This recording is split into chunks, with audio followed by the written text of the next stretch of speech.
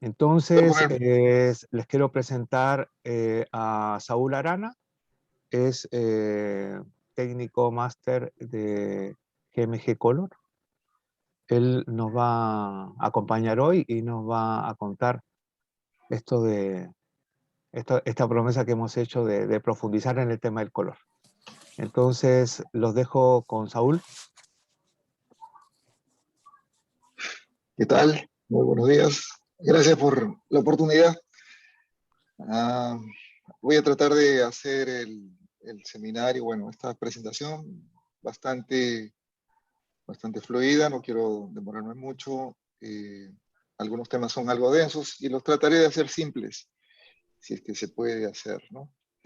La impresión flexográfica es el centro, pero vale para cualquier otro sistema. Si ustedes están en ambientes mixtos, si están en ambientes digitales o ambientes digitales con offset o cualquier otro sistema de impresión, los principios son los mismos. Entonces, voy a empezar un poco tratando de dar un criterio unificado. ¿De qué se trata? Por lo menos en flexografía, lo que hemos visto es lo siguiente. Vamos a ver aquí. ¿Por qué las fallas de color siguen siendo las más... voy a quitar este video que tengo acá. Siguen siendo las más comunes. Las fallas de color no significa que estamos libres de fallas, significa que las fallas de color todavía siguen siendo causas de devoluciones, causas de discrepancias, causas de malestares, causas de siempre, bueno, no me parece que haya estado bien. Entonces, hay a veces personas que piensan de que puede ser la tinta, puede ser el Anilox, puede ser el sticky back, o en otras condiciones podría ser, no sé, la temperatura del ambiente. O también le atribuyen estas fallas de color a falta de experiencia, que es muy difícil, o que las prensas no son lo suficientemente buenas, o existen demasiadas variables, o algún criterio, algún misterio, algún mito que corre por ahí, ¿no? De por qué seguimos fallando, ¿no? Algunos atribuyen a que eso es normal, bueno, algunos piensan de que sí. Otros dicen, por el lado de prensa, no, que preprensa tiene la culpa, o algún misterioso agente tiene la culpa. Entonces, de lo que se trata es mostrar eh, por dónde podría ir. Es una teoría que voy a plantear ahora en el ejercicio. Pero sigamos con esto. Miren, los hechos son que las prensas flexográficas y en general la tecnología de impresión ha mejorado notablemente en los últimos años. Eh, ya no se utilizan prensas como antes, antiguas, engranajes, pero a pesar de eso, que las máquinas son nuevas, tecnología nueva, se ha invertido muchísimo, todas las empresas casi han invertido en estas nuevas máquinas. A pesar de eso, ya, la, los colores siguen fallando. A pesar de que la tecnología se ha computarizado, todo se ha vuelto más electrónico, más digital, pues aún se sigue teniendo problemas de color. El otro factor, el otro hecho es que los insumos también se han profesionalizado. O sea, ya no estamos hablando de una tinta de hace 20, 30 años, estamos hablando de tintas diseñadas específicamente para máquinas veloces, diseñadas específicamente para climas tropicales, estamos hablando de planchas perfectas, digitales, ya no estamos haciendo perforaciones al sticky back, entonces hay un montón de cosas que han mejorado. Y a pesar de eso, el color sigue siendo un reto, a pesar de toda esa tecnología que seguramente muchos de ustedes han hecho la inversión. Luego se habla de que la preprensa, bueno, la tecnología de fotopolímeros, tramas especiales, puntos mínimos y demás han mejorado espectacularmente la calidad de impresión. Y a pesar de eso, los problemas de color siguen vigentes. A pesar de todas estas mejoras, los problemas de color siguen vigentes. Algo hay atrás que no está siendo analizado, ¿no? Entonces, ¿qué es lo que estaría sucediendo? Más o menos les voy a dar una idea de cuáles son mis percepciones de qué es lo que podría estar pasando. Entonces, ¿qué es lo que se requiere en la industria de impresión flexográfica en lo que a color se refiere? ¿Qué es lo que se requiere? ¿Qué es lo que el mercado demanda? Uno, es muy sencillo, deben cumplirse las necesidades de apariencia de color del cliente final, el dueño del empaque. El dueño del empaque, como ven acá, puse una imagen aquí que está mostrando que el dueño del empaque puede tener diferentes criterios de color, pero básicamente se guía con una referencia y él tiene su marca, él tiene su necesidad y él es libre de poner lo que él quiera. Entonces él tiene una necesidad de color, salida de su criterio del producto, y eso es lo que hay que cumplir. Lo que requiere el mercado es ser rentable y no morir en el intento. Esto de aquí que estoy mostrando acá, que tiene que ver con la producción, esta parte es la producción. Esa parte de la producción he puesto una gama extendida, pero puede ser cualquier paleta de colores que la producción requiera. La idea es buscar rentabilidad, no perder tiempo y facturar, como un viejo amigo me lo decía, facturar la producción, no facturar la máquina parada, no factura nada. Entonces la idea es mantener la máquina corriendo, productos que van a cumplir este requerimiento. Entonces, si yo puedo facturar este requerimiento, pero usando la paleta que me conviene, entonces voy a ser rentable. Y la idea es ser lo más rentable posible, pero sin descuidar la primera parte. Y la otra es repetir el punto 1 y punto 2 siempre. Si ustedes cumplen esos 3 puntos, van a tener cubiertas todas las necesidades que se requieren en este mercado. Es decir, volver a cumplir la apariencia de color del cliente y volver a ser rentable, y eso repetirlo y repetirlo y repetirlo. Entonces, el número 3 es la clave. Repetir y repetir y repetir. Y ahí vienen las cosas. Entonces, ya está entendido cómo se logra tal cosa. ¿Cómo se logran estos 3 objetivos? Bueno, más o menos he tratado de esbozar la respuesta. El primer reto es resolver la intención de color del cliente. Eso es clave. Cuando ustedes están justamente recibiendo un arte, las expectativas de los clientes deben ser gestionadas de manera profesional. No quiero decir que no se reciban ahora de manera profesional, pero deben establecerse operaciones estándares que no sean pues así artesanales, ¿no? Tienen que ser muy meticulosas, muy medidas, y eso de ahí ya se ha trabajado, pero hay que ponerlo en blanco y negro. Entonces, las expectativas de color, y ahora los clientes ya no están hablando solamente de, me gusta un rojito, una naranjita, no, ahora ya ponen colores, ya hablan de tecnología espectral, ya hablan de LAB, ya hablan de, ya son más sofisticados, entonces ya comunican mejor sus intenciones. No todos, pero muchos de los grandes compradores ya tienen esta idea. Entonces, a la hora de recibir, hay que ser igual de profesional. Este proceso de recepción, donde se resuelve la expectativa del color del cliente, es independiente del proceso de impresión final, para darle flexibilidad en el futuro. Justamente, lo que no es variable son las expectativas del cliente. Lo que es variable son las condiciones de impresión. Es decir, la condición de impresión de hoy día no necesariamente va a ser la condición de impresión de acá a 6 meses. Pero lo que el cliente no quiere es que la impresión de acá a 6 meses sea diferente. Entonces, lo que tengo que tener es flexibilidad en el medio para garantizar consistencia en el futuro. Entonces, el proceso de recepción es súper importante. Eso quería poner acá. Entonces, estas políticas a la hora de recepción deben ser orientadas y totalmente, o sea, quiero decir con esto, tienen que ser pensadas de tal forma que resuelvan la duda. ¿Qué color es el que quiere el cliente? ¿Qué color es el que quiere? Esa pregunta tiene que ser en conjunto con el representante comercial, el de preprensa, todos los esfuerzos, todas las inversiones que hagan en cuanto a pantallas, en cuanto a espectrofotómetros, en cuanto a pruebas de color, en cuanto a sustratos que van a utilizar en la prueba, si va a ser con o sin estructura o con barnices o lo que quieran poner, todo eso tiene que ser orientado a esta pregunta. ¿Qué color es el que quiere el cliente? Esto tiene que ser una política global, no solamente del de preprensa, tiene que ser de todos. Todos tienen que participar aquí.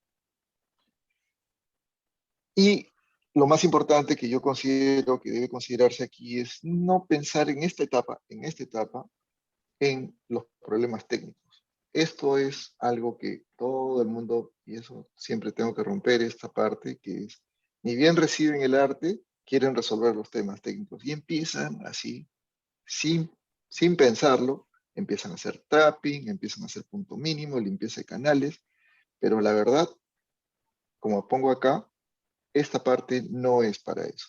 No son parte del proceso final. Entonces, no deberían gastar minutos, tiempos valiosos en resolver justamente lo que acabo de poner, que es qué color es el que quiere el cliente. Todavía el cliente no sabe y no tiene por qué saber qué tintas van a utilizar, no tiene por qué saber si el Pantone lo van a hacer con una tinta directa o lo van a hacer con una selección o lo van a hacer reservado. No tiene que saber esos detalles, no tiene que saber si la piel va con cian, no tiene que saber si el aguacate va con magenta, esas cosas todavía no se resuelven. Entonces, todo el tiempo invertido, lo estoy poniendo aquí, todo el tiempo invertido en esta etapa será capitalizado posteriormente. Todo el tiempo invertido. Y eso es clave también para ser rentable. Porque perder el tiempo es perder rentabilidad. Entonces, esto es clave. Aquí puse unos balones que dicen, por ejemplo, el arte que me han enviado está en RGB, SNK, Pantones. Ustedes deben decir, no hay ningún problema. ¿Solo tiene una muestra impresa? Igual, no hay ningún problema.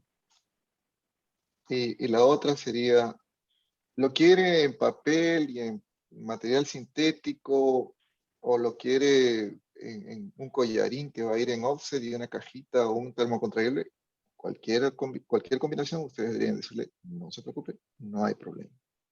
Entonces, ¿cómo puedo lidiar con todas estas alternativas? A la entrada, alternativas de salida, y el cliente tiene expectativas de color. Él no se va a poner a preguntar, es que esto es en papel y el de papel me va a decir una cosa, o esto es en plástico, el de plástico me va a decir otra cosa. Esas son situaciones que no le competen al cliente. Entonces, todo lo que debemos decirles, no se preocupe, no hay problema. Pero hay que resolver esto. Entonces, nosotros proponemos el uso de la prueba de color a la hora de recibir un arte para resolver la apariencia. Y lo voy a explicar ahora qué quiero decir. Y luego el número 2 es también la prueba de color para resolver la apariencia sin tener un arte. Muchas veces me ha pasado que el cliente entrega un arte en digital, un Illustrator, un Photoshop, o lo que fuere, pero igual no tiene idea o no tenemos idea, porque es de ida y vuelta, no tenemos idea si lo que nos está entregando realmente es lo que quiere el cliente y hay que resolverlo. Y a veces ni siquiera entrega eso y también tenemos que resolverlo. Entonces tenemos estas dos etapas que son importantes. Ahora, todas estas acciones corresponderían a lo que se nos conoce como la prueba de concepto. El concepto viene a ser, lo voy a explicar más al detalle para que lo vean, es el punto intermedio, donde todavía no me he ido a la parte técnica. Y esto tiene justamente ventajas y desventajas. ¿Ya? Las pruebas de concepto en la industria de empaques son como la unidad de medida. Entonces, tienen ventajas. Los voy a enumerar acá. Las pruebas de concepto, como no están restringidas a un proceso específico, no varían en el tiempo. Son constantes a lo largo de todo el tiempo que uno les requiere. Pueden usarse como punto de entrada, eso es lo que quise decir, punto de entrada para múltiples tecnologías de impresión. Puede ser superficie, interior, material transparente con base blanca, en papel, cartón, offset, digital y todas estas combinaciones posibles. Pero el origen tiene que ser el concepto. Luego de ahí, no tiene restricciones técnicas, pueden utilizar, o sea, en este caso el cliente puede utilizar CMYK, Pantones, RGB, transparencias y puede poner todo lo que se le ocurra, todo el abanico de posibilidades que tienen ahora con las herramientas tipo Illustrator o Photoshop. No le decimos, no señor, envíeme todo en SMK, no. Le decimos, envíenos todo como usted crea que debe ser. Y le damos flexibilidad a su diseñador. Es rápido resolver la incertidumbre de color, es rápido. Muchas veces me he visto en empresas de que reciben un arte y 3 días después o 4 días después o una cantidad indeterminada de tiempo después le entregan su prueba de color. Y digo, ¿y por qué hiciste eso? ¿Y por qué? Porque no resuelven de manera rápida, empiezan a tener un montón de idas y venidas, y yo no entiendo muy bien cuál es ese punto y resulta que están interviniendo temas técnicos. Aquí es rápido. Ustedes no tienen que entrar a hacer temas tan técnicos. Pero recuerden, esto no significa que no deben hacer los temas técnicos, eso es después. En esta etapa solamente queremos resolver la incertidumbre de color, para ver si seguimos o no seguimos. Entonces, aquí ustedes les doy una opción, me dice, pregunte cómo. Pregunte cómo. ¿Por qué? Porque es rápido. La idea es que sea rápido. Rápido en el sentido de, quiero resolver la incertidumbre de color y para eso no tengo que pasarme 3 días haciendo ajustes en el arte que me han enviado. A no ser que sea necesario, pero si no lo fuera, pues no. Entonces, las limitaciones es que no es un archivo válido para hacer planchas. Eso creo que lo tienen claro, pero lo pongo acá explícitamente. No es un archivo válido para hacer planchas. A veces ocurre, y eso es muy frecuente, y me preguntan a cada rato, sí, pero esto se ve muy bonito. Los colores son más bonitos en la prueba de concepto de los que va a quedar al final. O sea, en realidad, al final de repente no va a ser tan bonito, pero tiene que mantener lo que nosotros siempre pregonamos, que se llama apariencia común. Entonces, sí, es verdad que va a quedar más bonito, pero lo que va a quedar en producción no tiene que ser diametralmente opuesto. O sea, si sacamos turquesa, pues tiene que dar un turquesa, de repente va a quedar un turquesa más oscurito, pero va a quedar turquesa, no puede quedar verde. O si va a salir verde, no puede quedar turquesa y así, ¿no? Entonces, seguimos, dice, la tercera puede ser causa de confusión si se aprende a usar para mostrar la estructura de los materiales. ¿Qué quiero decir con esto? Esta es una prueba de color, no es una prueba de estructura. A veces me dicen, no, es que yo no veo cómo va a quedar cuando tiene base metalizada. Es verdad, no es para eso. Cuando nosotros mostramos una prueba de concepto con ya de base metalizada, ya le decimos que va a ser un dummy. ¿Ok? Una prueba diferente, tiene que ser otra cosa. ¿Ya? Entonces, una prueba de concepto no es una prueba de estructura, no muestra el resultado final. Eso se hace con otro tipo de herramientas que son para prototipos. ¿Ok? Eso quería explicar. ¿Cuáles son las complejidades que se resuelven en esta etapa? Las complejidades, quiero decir, hay cosas que son difíciles, ¿no? Difíciles y complejas, pero que al final deben ser resueltas. Por ejemplo, la libertad que estoy poniendo acá. Yo puedo decirle a un diseñador, hey, utiliza spots, utiliza RGB, utiliza CMYK, no hay ningún problema. También neutralidad y libertad de poder ajustar los artes a otras condiciones de impresión. Cuando digo ajustar los artes, esta parte de aquí es lo que se conoce como conversiones de color. Entonces, si yo me voy a pasar 3 días o 2 días haciendo ajustes para una condición y el cliente se le ocurre ir a otra condición porque necesita sacar 2 versiones de su producto, todos esos 2 días no se capitalizan, solamente servirían para una condición de impresión. Pero en cambio, si yo tengo algo que es neutro, yo sí podría ajustarlo para múltiples salidas. Eso es importante. Y esto es en caso de ser necesario, por eso lo explico acá, en caso de ser necesario. A ver.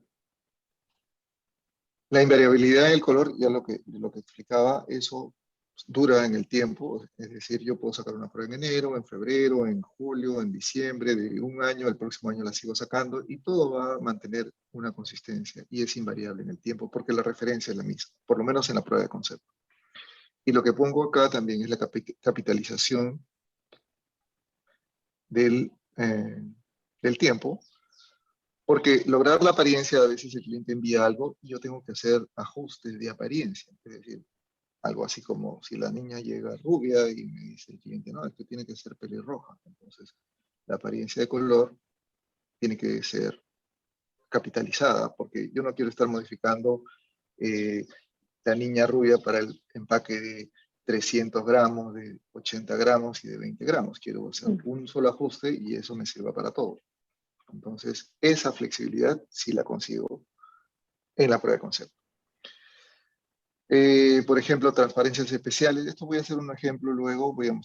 No voy a mostrar cómo se resuelven, pero sí voy a mostrar a qué me refiero con transparencias especiales, ¿no? CMYK sobre pantones, RGB sobre CMYK, pantones sobre pantones, en fin. Todas estas opciones de acá son comunes a la hora de recibir un arte. Entonces, hay limitaciones y cómo se resuelve. Y por último, ¿qué color va a salir? Eso hay que responderse, ¿no? Y esto que puse acá, estoy enfatizando nuevamente la flexibilidad en el cambio de apariencia en el caso de ser necesario.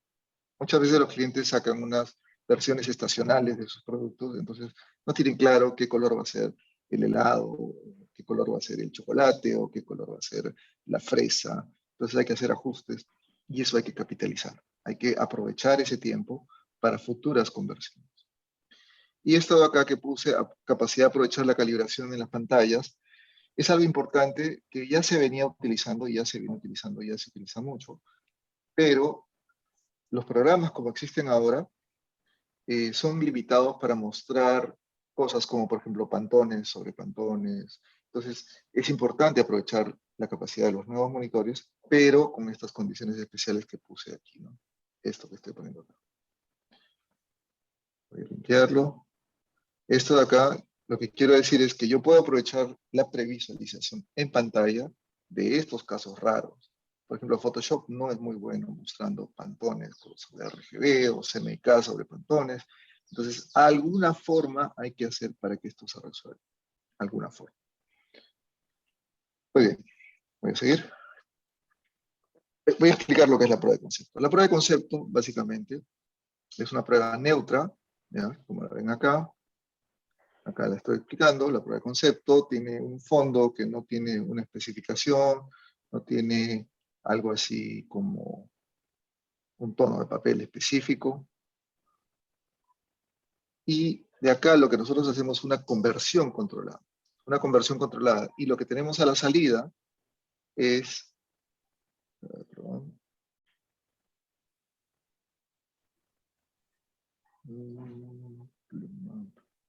Lo que tenemos aquí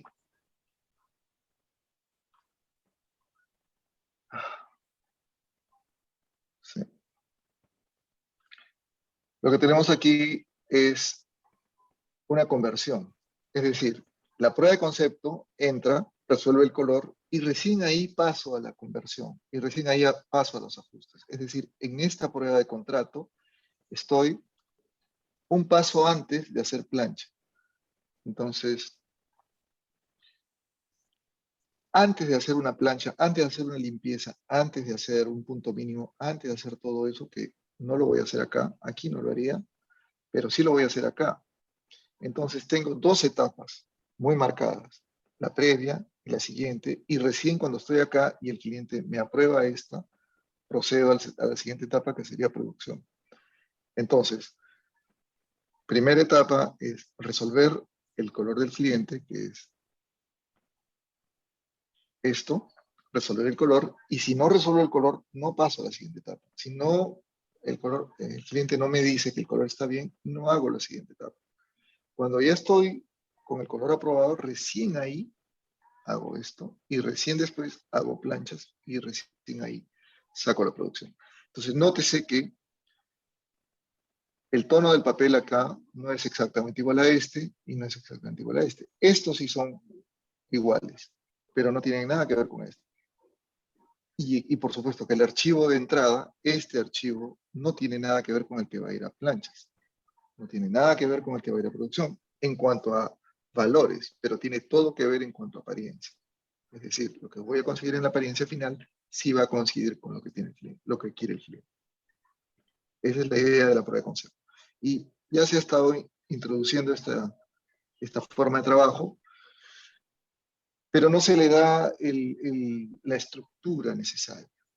¿Okay? Entonces, este arte, por ejemplo, es un arte que nosotros íbamos a utilizar en la Drupa. ¿Qué es lo que tenía?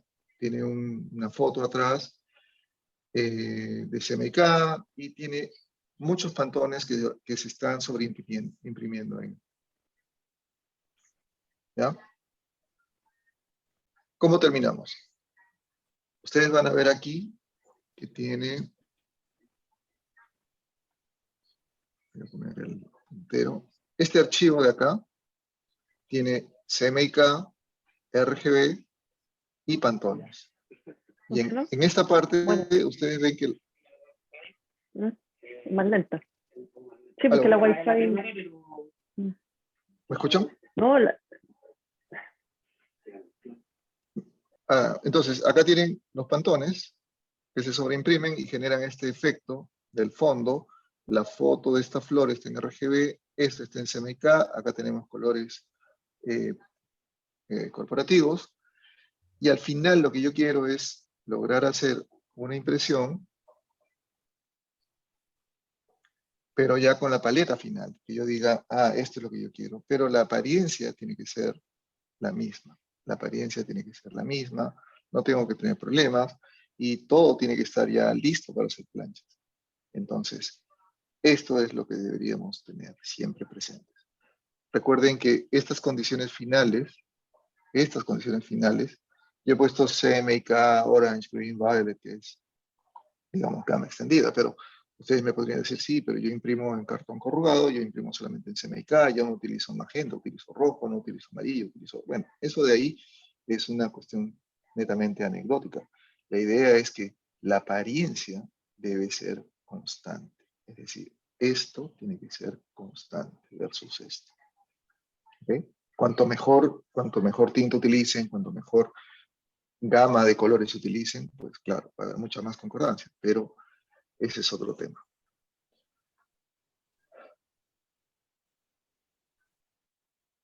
Entonces, ¿cómo hacer concordar los pantones? Aquí pongo un ejemplo muy concreto, ¿no? ¿Cómo hacer concordar los colores Pantone o los colores corporativos? Bueno, nosotros tendríamos aquí una impresión verdadera versus una impresión de prueba de color. ¿Y qué es lo que tratamos de hacer acá? Estoy tratando de evidenciar que la prueba digital, la prueba de color, sí puede llegar a ser tan precisa como la verdadera impresión. Acá es como fácil, es una serie de tramas del mismo color. No he puesto ni cian, ni magenta, ni amarillo, ni negro, he puesto un violeta. Entonces, esto ya se puede hacer. Ahora, ¿cómo se hace? Miren, ¿cómo hacer concordar esto? Yo tengo varias opciones. Tengo acá el color verdadero, y tengo acá, digamos, su Pantone, y tengo acá sus fórmulas, cómo se van haciendo, cómo se van separando. Es decir, la separación de colores es un proceso controlado, ya no es un proceso aleatorio que se me ocurrió, que pone tanto de violeta, no, no, no.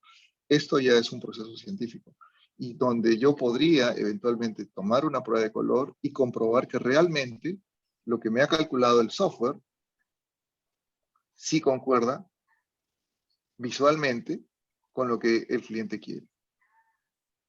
¿Ok? Entonces, esas opciones están disponibles. Ahora, ¿qué más se requiere? Miren, los criterios más comunes a la hora de lidiar con los colores corporativos, ¿cuáles son? Uno de ellos es, tengo un logo muy grande con estos tonos, y resulta que el software calcula la opción A. La opción A es 33 de negro, 94 de magenta y 27 de violeta. Perfecto. Y la precisión es de 0.3 de delta E, lo cual es muy preciso. Y el cliente va a estar feliz de que su logo, él no sabe que han usado tres planchas. Y sale como 0.3. Perfecto. Pero ¿qué pasa?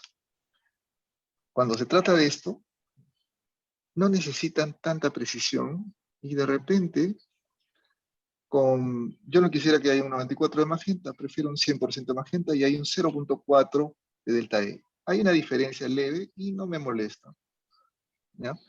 Y tengo una segunda alternativa de elegir otra paleta de colores. La otra es, tengo un texto invertido pequeño y no quiero tener 3 planchas, con 2 me basta. Podría escoger 100 de magenta y 82 de violeta, y el delta E todavía es bastante aceptable. ¿Ven? Acá lo estoy mostrando. Ups, se me fue. Y está en un 1.8. Con eso ya tengo superado un tema técnico, que sería el registro. Un texto invertido blanco con registro, y me da una alternativa. Entonces el software tiene que ser capaz de darme alternativas y decirme, oye, aquí mejor usa esto, aquí usa mejor el otro, haz mejor esta separación. No debería ser una caja negra, debería exponer las opciones. La cuarta alternativa sería, mira, el código de barras no vas a agregarle nunca 2 colores, va a ser a un color. Entonces va a ser 100% violeta, y acá el delta va a ser 8.9, que nadie va a reclamar, la verdad. Nadie se va a hacer problemas porque el código de barras a un color va a estar en un delta de 8.9. Eso no hay ningún problema. Entonces, con estas alternativas ustedes podrían resolver después los temas técnicos. Después. O sea, en esta parte, como le digo, quería mostrarles de qué forma se podrían resolver estos temas técnicos posteriormente. Les voy a mostrar a qué me refiero cuando el producto es algo complicado. Voy a pasarme a Acrobat. Quisiera que me confirmen que ven mi pantalla. ¿Alguien? ¿Enrique? ¿Se ve mi pantalla? Sí, sí, sí la vemos. De Acrobat. Sí, ok. Miren, este es un arte que yo preparé como ejemplo, donde trato de mostrar, voy a eliminar las planchas Process, aquí ven, en Acrobat. Está mostrando solamente los colores Pantone, y como ven hay muchos Pantone, pero en esta página, esta es la página número 1, solamente hay una de ahí, que sería la de, a ver, sí, es la plancha que está ahí, bueno. Y si nosotros simulamos el overprint, van a ver que al medio aparece una combinación del 485 y el amarillo. Al 75%, acá ven, el 75% y el amarillo al 100%. Y el 50% y el amarillo al 100%. Y acá tengo la unión, voy a apagar, ven ahí, me está mostrando el overprint. Pero a pesar de que está tratando de hacer una simulación, yo les garantizo que el resultado que están viendo en pantalla no corresponde a lo que verdaderamente va a quedar en el impreso. Ese es un problema. Entonces nosotros tenemos que aterrizar esto en papel. Tenemos que aterrizar esto de alguna forma. Y para eso tenemos varias técnicas. ¿Okay? Entonces, esta sobreimpresión que estoy mostrando ahora se dramatiza más si lo vemos, por ejemplo, con un caso típico, que es muy típico, miren. Acá estoy sin simular el overprint, simulé el overprint de cian con azul. Y el azul, miren, voy a apagar los colores spot. Este es el cian, y acá estoy poniendo el reflex blue. Entonces, muchas veces en detergentes me ha tocado, o en productos finos, quieren hacer siempre un cian debajo de un reflex blue, y el tema es que no se sabe cuál va a ser el resultado de la mezcla de ambos colores. Entonces, esto está dramatizado acá. Y para hacerlo más complicado, les voy a mostrar este ejemplo que está acá. Este es algo que dice que yo estoy seguro que muy poco van a recibir, pero lo quise hacer así de complejo. En este caso, serían los elementos, están muy variados. Permítanme, estoy poniendo acá los elementos RGB. Entonces acá tengo imágenes en RGB, y como ven, no hay otros elementos en RGB, solamente tengo las fotos. Tendríamos acá los colores spot colors.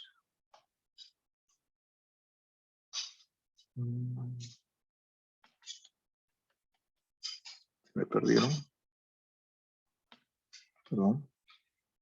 Solid smooth. ¿Dónde estás?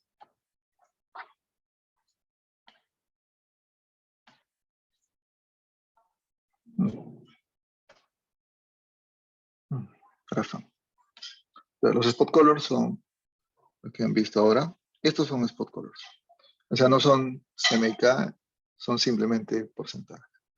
Y si notan, voy a mover esto para acá, son porcentajes, son tramas. Y eso es un problema, porque si ustedes se van a la librería Pantone, solamente muestra sólidos.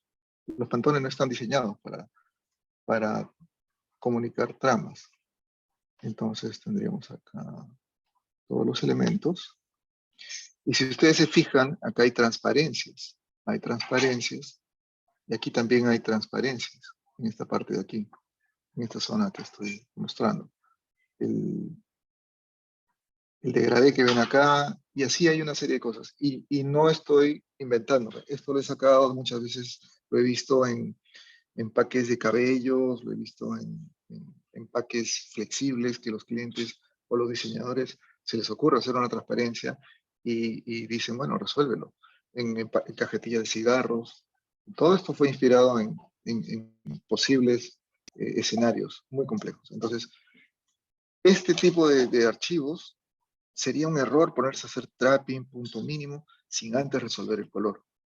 Sin antes resolver si este es realmente el color. Es decir, qué es lo que va a salir al medio. ¿Ok? Y para eso necesito varias cosas. Voy a regresar a la presentación para seguir anotando esto de acá. Entonces, reproducir un color directo, eso no es problema. Es fácil. Eso, cualquier sistema medianamente decente, ustedes le dicen el color LAB, le dicen, este es el color que yo necesito, y lo va a reproducir sin problema. Reproducir las tramas de un color, eso no es problema, pero no es tan simple. Lo que necesito aquí, justamente, es este comportamiento. Este comportamiento que ustedes están viendo acá, esto sería el comportamiento de, por ejemplo, el Anilox. Entonces, yo podría tener un Anilox con más aporte, digamos, uno por acá, o uno con menos aporte, uno por acá. Entonces, dependiendo de lo que yo escoja, la prueba debería modificarme esta parte. No esta parte estaría bien, sería el 100%, eso no hay problema, pero estas tramas de acá dependen de qué es lo que uno ponga acá. Entonces, ahí es donde viene justamente la parte que no es tan simple. ¿Qué pongo? ¿Cómo lo pongo? ¿Qué es lo que hago? ¿Ok? Solamente les estoy dando una idea de la complejidad que está detrás de hacer una cosa tan sencilla aparentemente como esto de acá. Y lo otro que viene es más difícil. ¿Ok? Predecir los colores resultantes y sus tramas de 2 o más colores directos sobreimpresos. ¿Ok? Entonces acá podríamos tener, fíjense, 2 Anilox, porque vamos a tener color 1 y color 2, ¿ok? Que se comportan diferentes tramas cada uno, pero eso digamos que es complicado, pero no es tan difícil. El problema es qué va a pasar aquí. Este es el problema. ¿Qué color va a resultar? Ahora, nosotros tenemos que decirle al sistema, oye, no es lo mismo imprimir la tinta 1 sobre la tinta 2 con estos Anilox, o la tinta 2 sobre la tinta 1 con estos Anilox también. Y el color resultante va a ser diferente. Y eso es lo que hay que mostrarle al cliente y decirle al señor, ¿está seguro que usted quiere este color? Ah, sí, sí, me gusta. O se va a decir, no, no, así no me gusta. Entonces tendríamos que hacer un simulacro diferente. Entonces, todo esto nos lleva a toda una condición de escenarios que van a determinar las acciones que vamos a realizar en el futuro. ¿Ok? Porque recién estamos planteando el escenario que va a venir. Entonces, ¿qué tiene que ver con mi proceso de producción? Justamente, ¿qué es lo que tiene que ver? Bueno, tiene todo que ver. ¿Ya? Porque ustedes pueden hacerse la pregunta, sí, pero ¿eso qué tiene que ver? Bueno, la idea es que se resuelva eso aquí, y luego con eso resuelto, qué color va a salir, qué Anilox teórico voy a utilizar, qué Pantone teórico voy a usar, recién ahí sigo esto antes de gastarme un solo centímetro cuadrado de plancha o un solo segundo de producción. No es lo que quiero hacer. Y fíjense aquí, lo que yo coloco es que esta es la prueba que se le envía al cliente. Esta es la prueba que va a mostrar lo que está aquí. Pero la debo hacer si y solo si se resuelve esta parte de acá. Entonces hay una doble etapa. Esto no es mandatorio, o sea, hacer esta prueba no es mandatorio, pero sí es buena para que ustedes, como preprensa, como prensa, como producción, como planificación, tengan una idea de cómo van a proceder y si están en buen camino o no. ¿Okay? Bueno. Tiene todo que ver, entonces a la hora que reciben el archivo, noten acá, estoy colocando un archivo que tiene múltiples canales, ¿ok? A la salida eso no va a ser posible, eso entra al proceso, es un proceso estandarizado, sale y ahora ya no tiene esa información. Pero la apariencia es la misma. Así tiene que ser y así se tiene que resolver, entonces no hay sorpresas. Por supuesto que de este archivo saco la prueba de contrato, es una prueba de contrato, y esta sería la prueba de concepto. Son 2 etapas, no explícitamente marcadas, no se tienen que hacer obligatoriamente, pero están ahí implícitamente, están ahí. La cuestión es de que Acá sí ya estoy en producción, casi en producción. Y esto sí es un tiempo controlado, condiciones controladas, procesos controlados. Okay.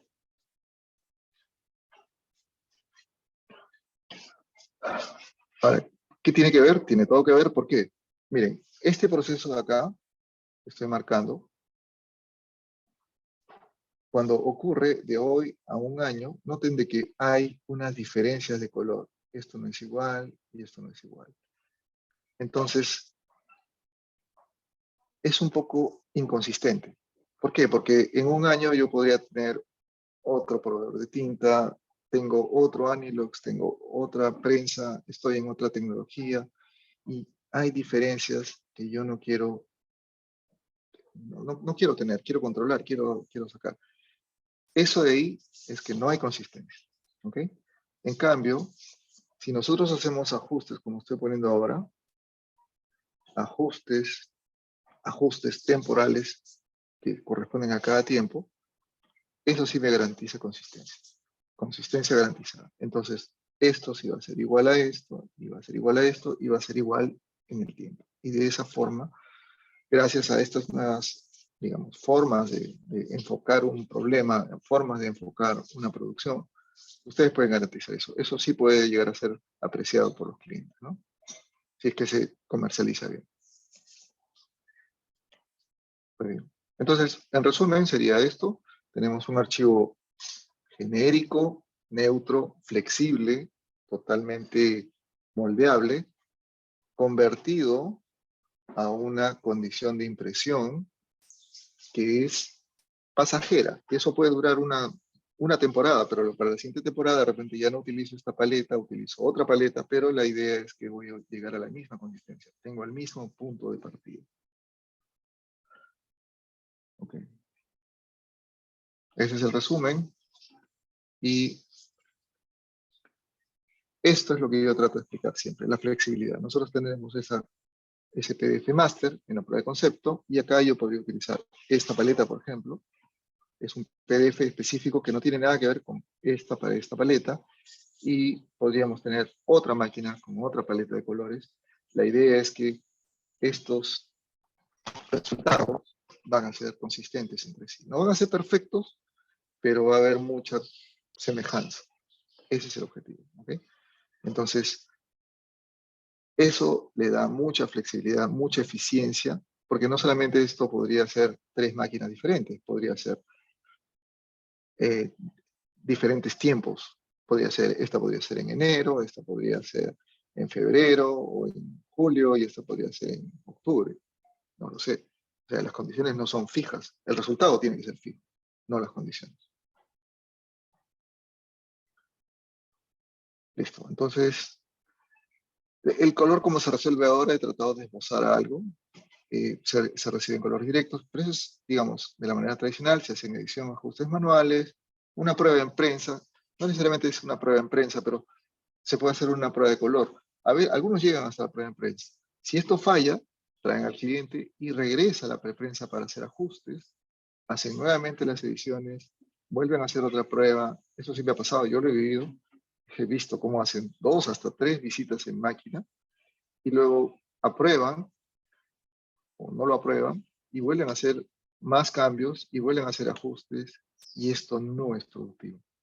Y a mí me sorprende mucho que hay empresas que todavía son rentables, ganan dinero, pero siguiendo estos procesos donde la verdad hay múltiples iteraciones, donde la verdad que no hay facturación, porque cada etapa de estas es la máquina parada o la máquina haciendo cosas que no son productivas, no son facturables, quise decir. Entonces, no es un flujo muy eficiente. Como lo proponemos nosotros, es mucho más sencillo. Tenemos el mismo arte, hacemos una conversión a la paleta final. En vez de ir a máquina, vamos a la prueba digital, que también podría ir a producción. Todavía no hacemos las planchas. Entonces tendríamos precisión, podríamos tener repetibilidad, y usamos la prueba de color para resolver esta disyuntiva. ¿Okay? Entonces, mucho más más sencillo los pasos a seguir, mucho más simple y mucho más confiable. Entonces, lo que se logra con este detalle, solamente lo que se logra, miren. Es un solo esfuerzo de ajustes, me sirve para ajustar los artes a las condiciones variables de prensa. Un solo arte vale para todos. Como punto inicial. No significa que con eso vamos a hacer planchas, recuerden. La rentabilidad del negocio de empaques radica en las repeticiones y eso de eliminar la incertidumbre de la variabilidad en la producción. Es decir, garantizamos repetibilidad. Todas las veces que yo vaya a máquina, garantizo que va a salir el mismo arte. Y usar la prensa de color para pruebas, perdón, usar la prensa para pruebas no es rentable. La prensa para pruebas definitivamente. Eso está demostrado. Todos los que están usando las prensas para pruebas quieren salirse de esa pesadilla. Entonces, la prueba de color sí está diseñada para eso. Y nosotros podemos garantizar que sabrá lo que va a imprimir antes de entrar a producción. ¿Okay? Entonces, el centro del universo de color es nuestro producto. Este ya es el cherry comercial que me obliga, por ser de la marca de GMG, es Open Color. ¿Sí? No sé si hay alguna pregunta. Enrique.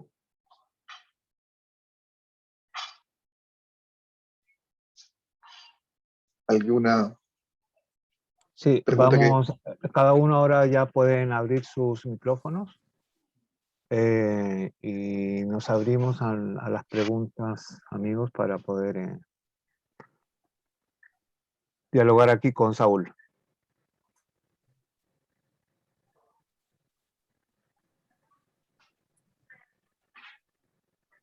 Yo tengo una duda con respecto a la curva de color que uno puede tener como por cliente. ¿Esto igual influye dentro de la prueba de color?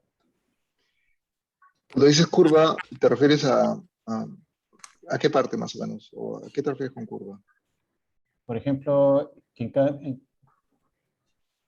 en perfil de color. Ah, perfil. Ok. Más o menos dame un poco de idea de cuál es tu posición, qué es lo que haces. Que por ejemplo, que en cada cliente se hace una lectura de cómo es lo que imprimen ellos, prácticamente. Haces un fingerprint. Sí. Ok, ya. Entonces, ¿esto influye dentro de todo esto? Sí, claro, claro. Lo que tú haces cuando haces un fingerprint, lo que estás haciendo es registrando el comportamiento de la condición de impresión sobre la cual tú quieres la salida. Es correcto. La salida va a ser el fingerprint del cliente. Ahí el cliente te está... Cuando dices el cliente, debo asumir es un impresor. Ahí debe ser una preprensa. ¿Eres una preprensa? Sí. Ok. Entonces, lo que tú estás en ese momento dividiendo los roles. La salida, o sea, lo último que te debe preocupar es la salida y darle a tu cliente, que es el impresor, la mejor separación posible para que logre la respuesta de color de la entrada. ¿Me entiendes? La pregunta de toda esta presentación era, ok, ¿y cuál va a ser la entrada? Entonces, tienes dos etapas. La primera respuesta, que es al inicio, que es una discusión netamente de apariencia, no tiene que ver con técnica, y luego acomodas el archivo a la salida. Y ahí tiene todo que ver este fingerprint que has hecho. Porque el fingerprint que has hecho tiene que ver con qué tinta usó el cliente, cuál fue su ganancia de puntos, su secuencia, si utiliza un cian de una marca o de otra o lo que fuere. Esa condición es volátil y dura un tiempo nada más. El día que ese cliente cambia de tintas, cambia de secuencia, pone otro ángulo, mete otra secuencia, tú vas a tener que acomodar el archivo a esa nueva condición. Pero el inicio, la prueba de concepto que tú hiciste siguiendo estas directivas, eso no va a cambiar. Sí tiene que ver, pero cada cosa bien separada. Una cosa es el inicio, otra cosa es el final. No sé si eso te clarifica el escenario. Sí. Muchas gracias. Muy bien.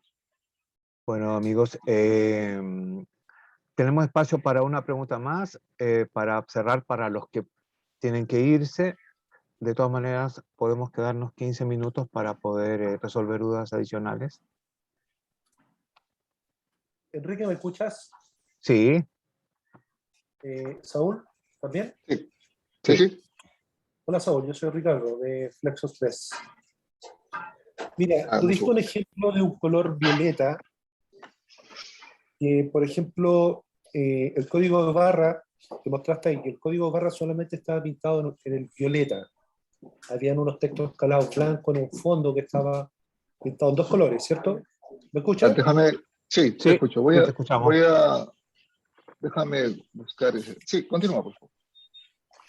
Ya, pero el color principal estaba aplicado con dos colores, es decir, con tres colores, perdón, con violeta, si no me equivoco, con magenta y cian. No sé si estoy en lo correcto. Sí, correcto. Ya, ¿cuál es el objetivo de que, por ejemplo, el código quede solamente en violeta, de que ese texto calado blanco en el fondo quede pintado con dos colores? ¿Es por un tema de calce? Sí, sí. Hay requerimientos técnicos. Lo que quiero decir con esto, lo que quise decir es que Porque tú hablaste del eh, delta y no había mucha variación. o de repente uno se puede bancar el delta E y decir, bueno, yo voy a soportar eh, tal o cual delta, porque en realidad es tan pequeño el arte, o es tan pequeña ese violeta que no vale la pena hacer dos planchas por un código de barras.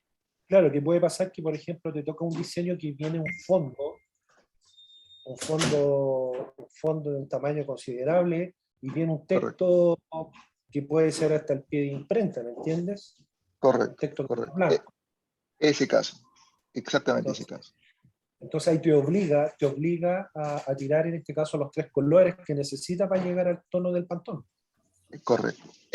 Por eso, hay un criterio técnico que es, yo necesito la precisión más exacta, entonces ahí sí no me voy a escatimar en ahorrar tres planchas, ¿no? Yo quiero tres planchas con todas las condiciones y el menor delta de posible. Perfecto.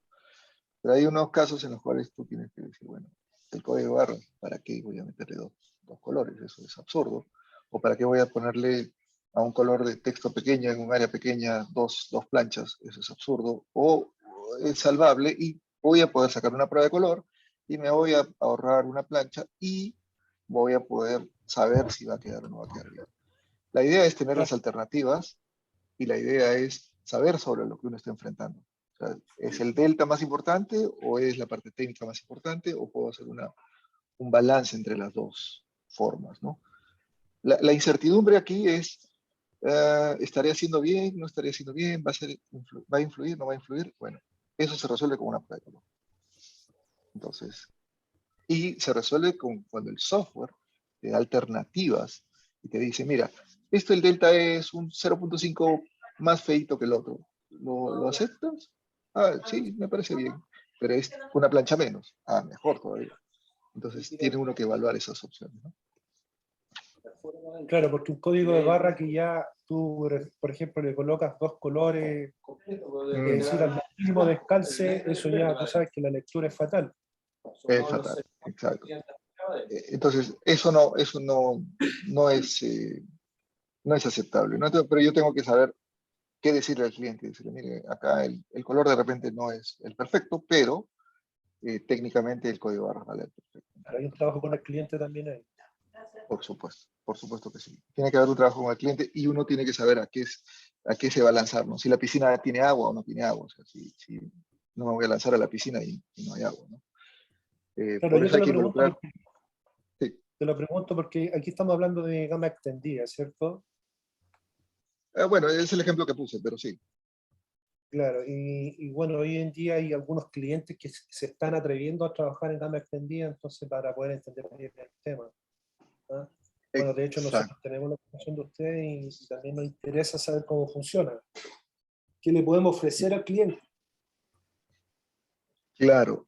Normalmente nosotros abogamos por optimizar al máximo la cantidad de planchas. No porque tiene una gama extendida, tiene que hacer todos los trabajos a más de 4 colores. Eso no es verdad. La idea es hacer la cantidad de colores que sean necesarios y que garanticen que van a cumplir la necesidad de apariencia del cliente. O sea, si la apariencia del cliente se ve comprometida, pues, oye, échale una plancha más, ¿no? Échale un color más. O sea, no te restringas por eso. Pero yo no puedo saber a priori si la precisión del cliente está comprometido. O sea, ahí es el vendedor el que sabe cuál es la exigencia del cliente, si es muy exquisito con su color Pantone, entonces, hombre, no te la juegues, ¿no? Vamos a hacerlo con violeta, vamos a hacerlo con naranja, vamos a hacerlo con verde, pongamos el magenta con el, no sé, el amarillo y el rojo, en fin, ahí sí no escatimaría en hacer una plancha más. Pero no porque uno tiene esa opción, pues tiene que estar haciendo planchas a diestra y siniestra, eso no, tampoco es así. Y hay control, ¿no? Por supuesto. Vale, gracias. Ujú. Perfecto. Amigos, les quiero comentar que nosotros vamos a concluir aquí esta parte. El día 26 de octubre a las 11 de la mañana tenemos la tercera parte de expertos en color.